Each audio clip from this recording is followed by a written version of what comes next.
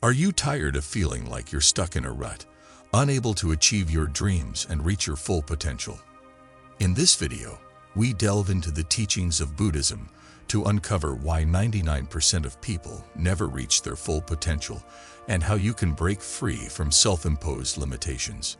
Lesson 1. Being attached to wants.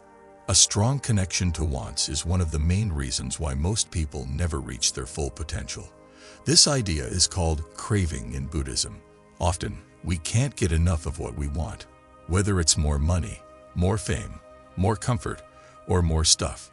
We are always unhappy and wanting because of this never-ending desire, which keeps us from seeing our true potential.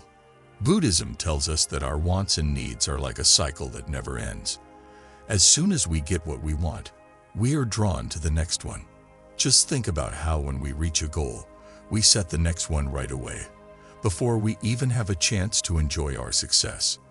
Our addiction to wants keeps us from seeing that true happiness and peace are inside of us, not in the outside world. Mindfulness is one of the most useful things Buddhism has to offer for dealing with this. Mindfulness helps us become aware of the things that drive us.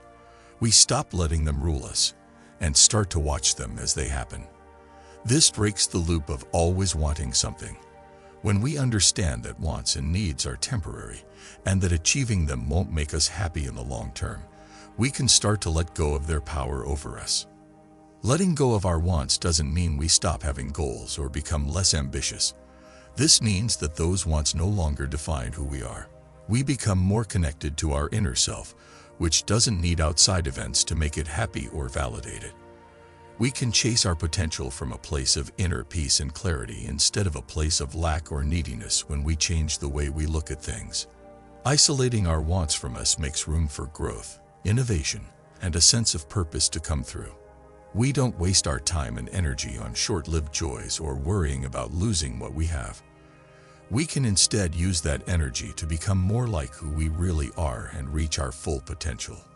Lesson 2. Staying away from pain.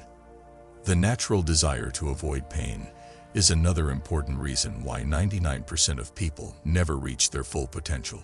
People today have been taught that pain is something that should be avoided, feared, or numbed at all costs.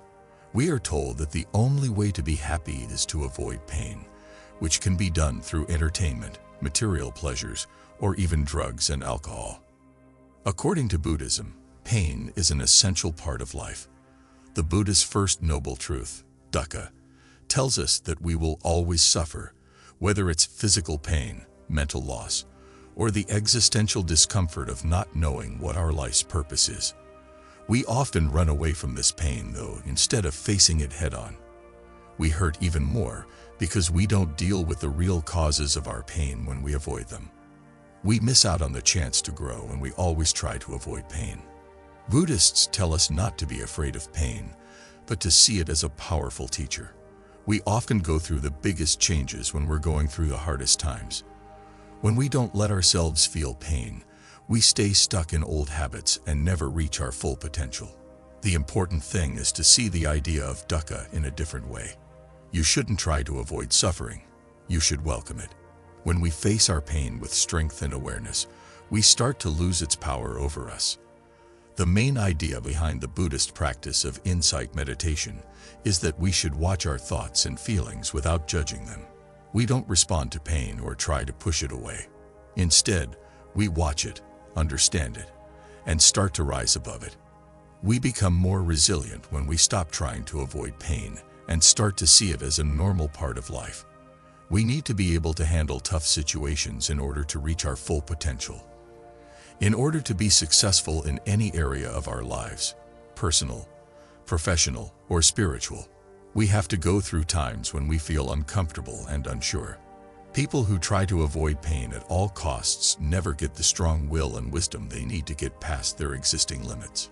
Buddhism also says that pain only lasts for a short time. It will pass, no matter how bad it feels right now. This helps us deal with problems in a cool and reasonable way. Since we know they are a normal part of life's ups and downs, we can free ourselves from the fear of pain and be open to the chance of growth and change when we instead try to avoid it. Lesson 3. looking for approval from others.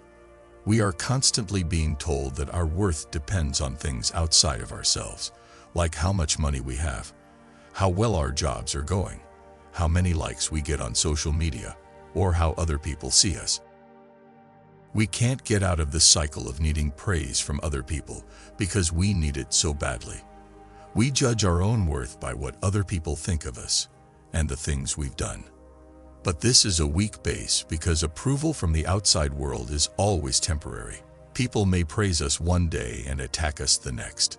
If how other people see us affects how we feel about ourselves, we will always be unstable and nervous, looking for the next way to be liked. Buddhists believe that real approval comes from inside. Looking for approval from other people is a form of Maya, which is an illusion that keeps us from seeing ourselves as they really are. We are not living our true selves when we are always trying to get other people's approval. Instead of going with our gut, we base our behavior, our goals, and our deeds on what we think will make other people like or praise us. Self-validation starts when we look inside ourselves and think about our own ideals and principles. We no longer need other people to tell us we're great or worthy because we have a strong sense of self-worth that isn't affected by outside factors. This kind of inner validation is much more stable and long-lasting than any kind of outside praise because it comes from our true selves and not from how people feel about us. We get a lot more energy when we stop looking for approval from other people. We can focus on our own path and purpose instead of thinking all the time about what other people think or how we stack up against social norms. Now that we don't have to worry or fear about anything, we can reach our full potential. When we know that our worth is not based on what other people think of us, but on our own inner truth, we become more sure of ourselves, creative, and brave in our pursuit of our goals. Lesson 4. Getting attached to who you are. Being stuck on who they are is another big reason why most people never reach their full potential. This is called the idea of the self in Buddhism. Life gives us a lot of labels and roles that we become very attached to. These could be our job title, our social standing, our nationality, or even our personality traits. They become important parts of how we see ourselves and how we show the world who we are. Buddhism says that there is no such thing as a self. One of the most important ideas in Buddhism is the idea of no self. This theory says that the idea of a fixed, permanent self is not true. We are not the identities we hold on to. Instead, we are a flow of experiences, thoughts, feelings, and sensations that are always changing. When we hold on to a fixed personality, it stops us from growing. People start to think that we can only do certain things because that's what our identity says about us. For instance, if we say that we are not a creative person, we might never try to be more creative because we are stuck in the idea that being creative is not a part of who we are. In the same way, if we think of ourselves as successful only in one career, we might never try new things because we are too attached to who we are now. Being attached to who you are also makes you afraid of change. We don't want to leave our safety zone because it would mean putting our identity to the test. But if we want to really grow and change, we have to let go of the need to describe ourselves in rigid ways. We need to accept that we are fluid, changing beings that can change in ways we don't fully understand yet. We can start to let go of our connection to identity by practicing recognizing no self. It doesn't mean we lose our sense of self, but we stop seeing it as something set and unchangeable. We start to see ourselves as part of life's bigger, more linked flow, which is always changing and growing. This point of view frees us from the limits that our identity puts on us and gives us new ways to grow and reach our full potential. When we let go of the need to hold on to a certain personality, we let our full potential shine through. We don't define ourselves by our past, our social roles, or names from other people. We choose to believe that we can grow and change indefinitely instead. We can then discover new parts of our lives, take on new challenges, and grow into our fullest selves. Lesson 5. Not being able to control yourself. This is one of the most important reasons why people don't reach their full potential. They aren't diligent enough. Self-discipline is a very important part of the Buddhist way to enlightenment. The Buddha stressed the value of moral behavior, which includes being self-disciplined in our words, actions, and thoughts. We are easily swayed away from our real path by temptations, short-term pleasures, and things that take our attention away from it. Self-discipline isn't just ignoring distractions, though. It's also about building the inner power and clarity we need to stick to our values and goals. The desire for instant satisfaction is one of the main things that gets in the way of self-discipline.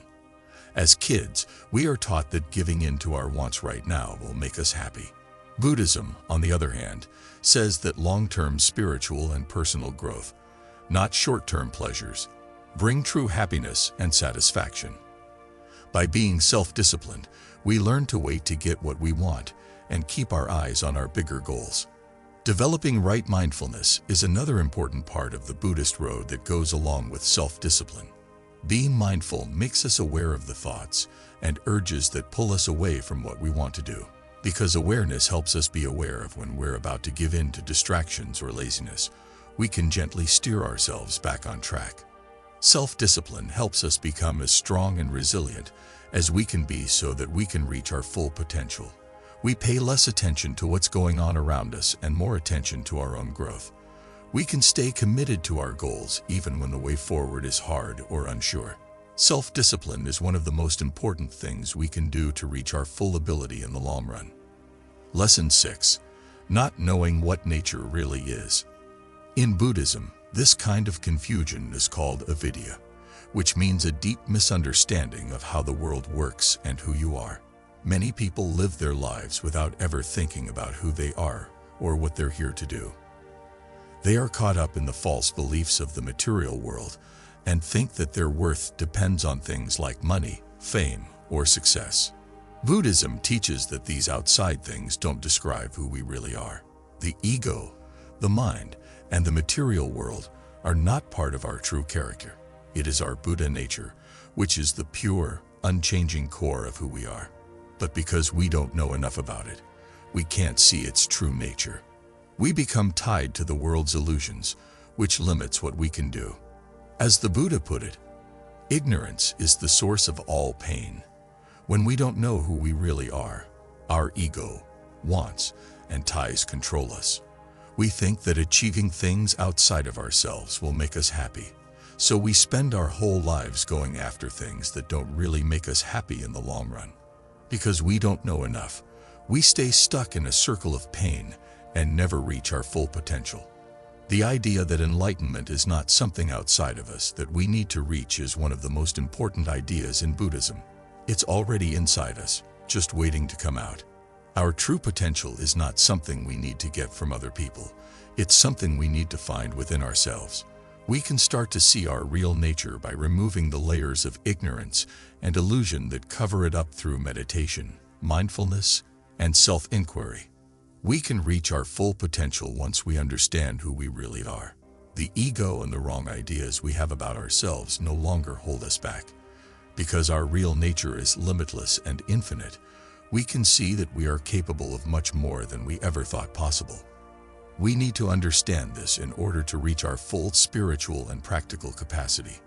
Buddhism's lessons give us deep understanding of why most people never reach their full potential.